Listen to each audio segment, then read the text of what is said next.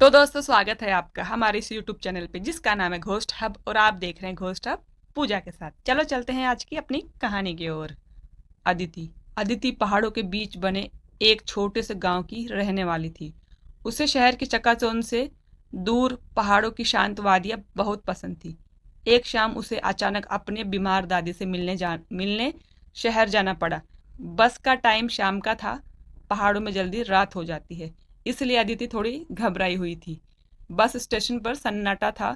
कुछ देर इंतजार करने के बाद एक पुरानी जंग लगी बस आई। ड्राइवर एक लंबा दुबला आदमी था उस बस का। उसके चेहरे पर एक भी भाव नहीं था। अदिति बस में अकेली सवार सवार थी। उसने सबसे आगे वाली सीट ली और खिड़की के पास बैठ गई। बस चल पड़ी। जैसे जैसे रात गहराती गई वैसे वैसे पहाड़ों के घने जंगल में अंधेरा गहरा होता गया। पेड़ों की काली परछाई खिड़की से अंदर झांकने लगती थी। अजीब सा सन्नाटा और तेज हवा की आवाज आदित्य को और ज्यादा डरा रही थी। कुछ देर के बाद बस एक सुनसान रास्ते पर मुड़ गई जो गांव से होकर जाता था। रास्ते में अक्सर अंधेरे में झोपड़ियां दिखती हैं जिनके टूटे हुए दरवाजों से अजीब सी रोशनी आ रही थी। आदित्य को लगा शायद ये रास्ता गलत है। तभी अचानक बस रुक गई। ड्राइवर ने पीछे मुड़कर भी नहीं देखा और कहा, कुछ देर रुकना पड़ेगा, गाड़ी खराब हो गई है। अदिति घबरा गई। उसने पूछा, यहाँ कहाँ रुके हैं? आसपास कोई गांव भी तो नहीं है। ड्राइवर ने कुछ नहीं कहा, बस सन्नाटे में खड़ी रही। समय कटने का नाम नहीं ले रहा था। अदिति डर के मारे कांप रही थी। तभी उसे खिड़की के बाहर कुछ हलचल सुनाई दी। उसने झांक कर देखा तो सड़क के किनारे अजीब सी आकृतियां खड़ी थी। उनकी आंखें चमक रही थी और वे अजीब सी आवाजें निकाल रही थी। आदिति चीखने लगी पर उसकी आवाज जंगल में खो गई। अचानक बस का दरवाजा खुल गया और वे खौफनाक आकृतियां बस के अंदर घुसने लगी।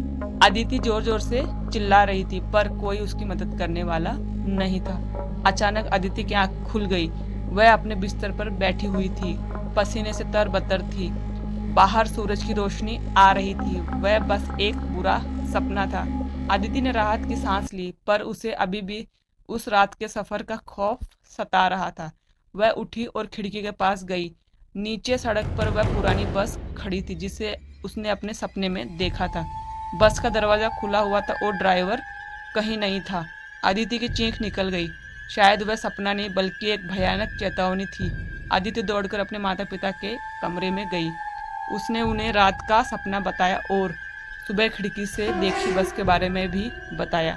उसके माता पिता पहले से उसे शांत करने लगे, यह कहकर कि यह सिर्फ एक बुरा सपना था। पर अदिति जिद करती थी।